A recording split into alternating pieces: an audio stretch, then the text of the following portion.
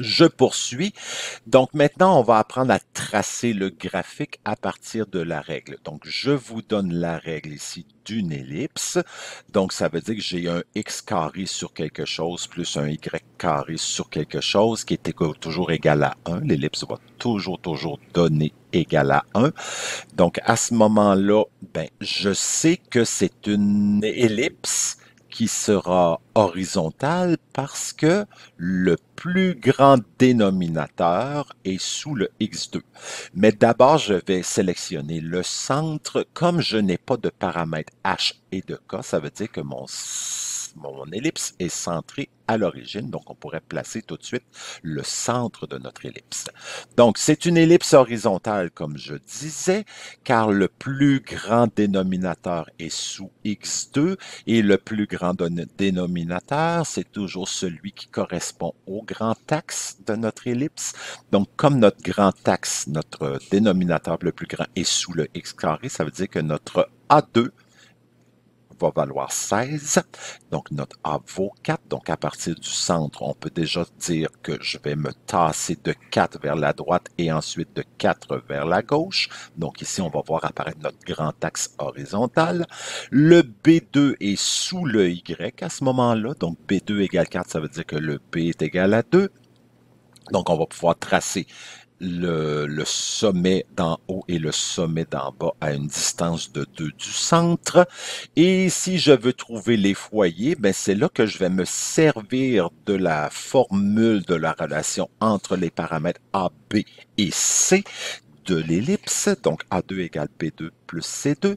Donc je connais le A2 qui vaut 16. Je mets 16 vis-à-vis A2. Le B2, je le connais qui vaut 4.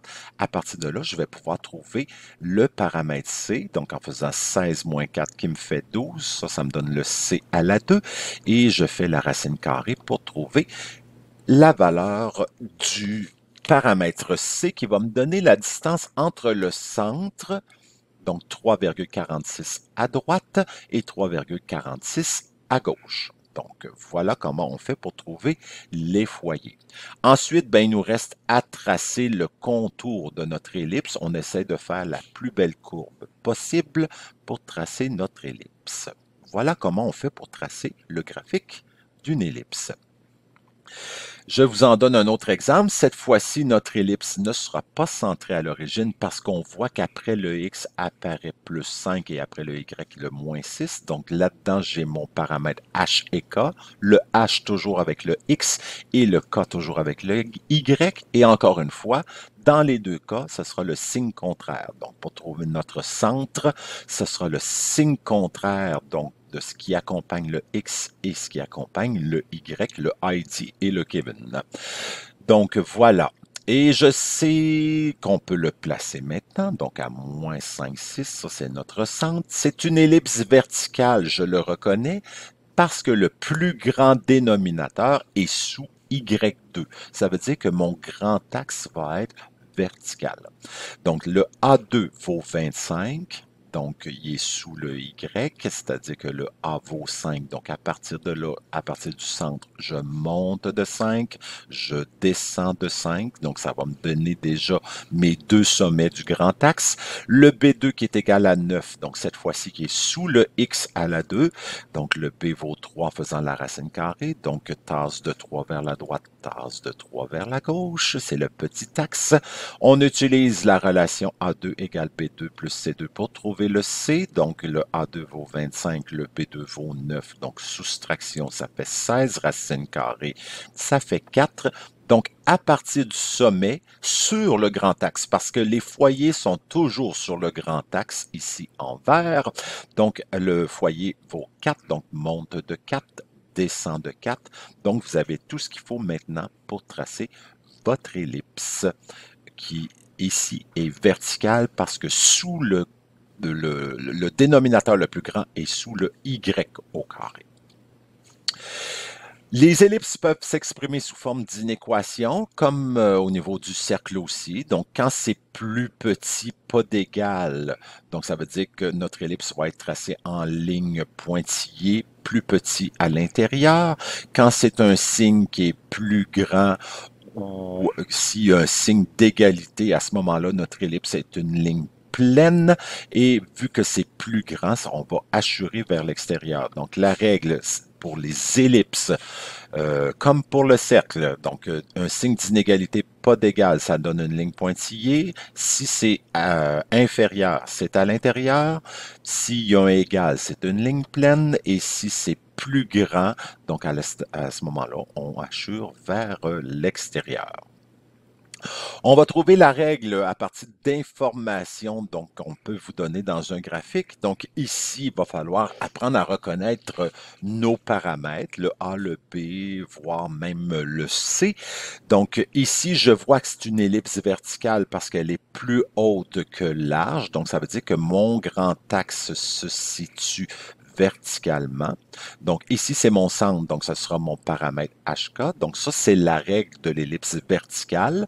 Donc le A, le grand axe est sous le Y parce que mon ellipse est plus haute que large.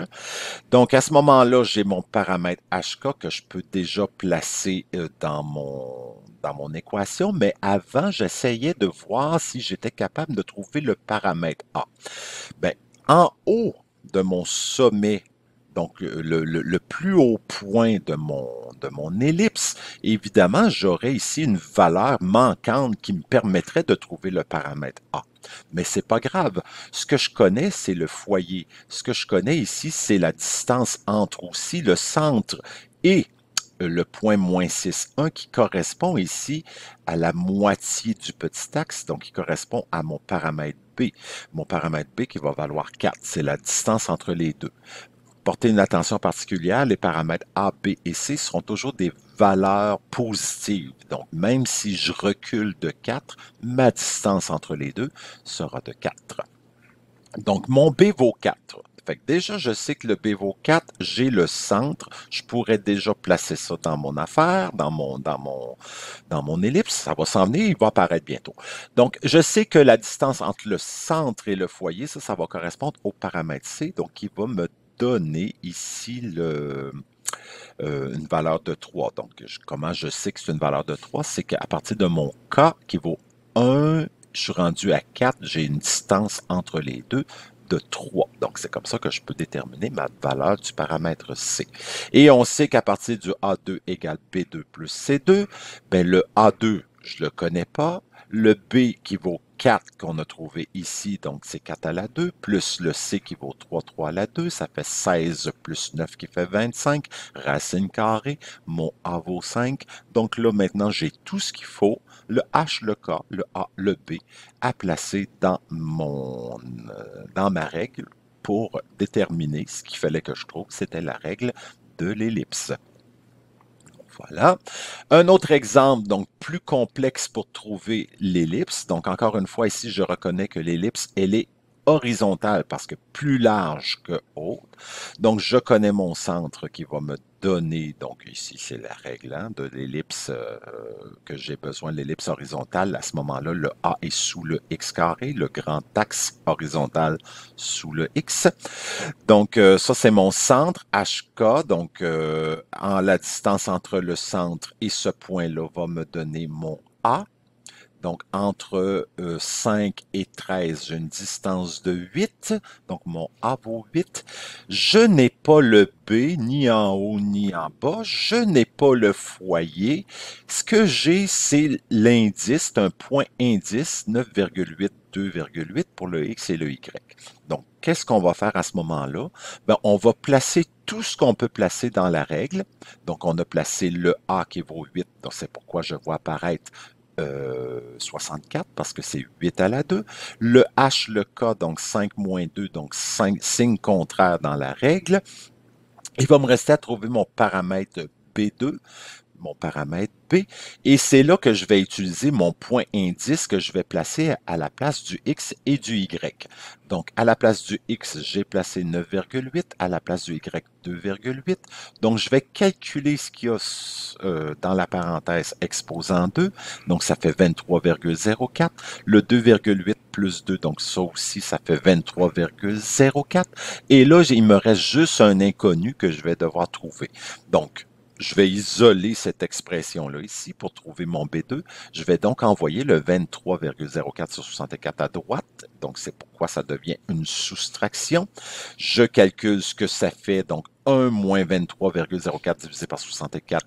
Vous faites ça tel quel sur la calculatrice. Mathfrak, ça va vous donner 9/25e. Et c'est là que vous pouvez faire votre produit croisé. C'est-à-dire que le B2 va être égal à 25 fois 23,04 divisé par 9, qui donne 36. Et c'est là qu'on va faire la racine carrée. B est égal à 6. Puis même, c'est pas nécessaire parce que si je veux trouver la règle, j'ai besoin du B2. Je l'ai déjà. J'ai pas besoin de trouver nécessairement le paramètre B qui vaut 6 parce que c'est ce que je vais indiquer directement, c'est le 36 sous le Y plus 2 à la 2. Et voilà comment on fait pour trouver la règle. Ça termine maintenant tout ce qui concerne l'ellipse. Donc, bon exercice, amusez-vous et interpellez-moi si vous avez des questions.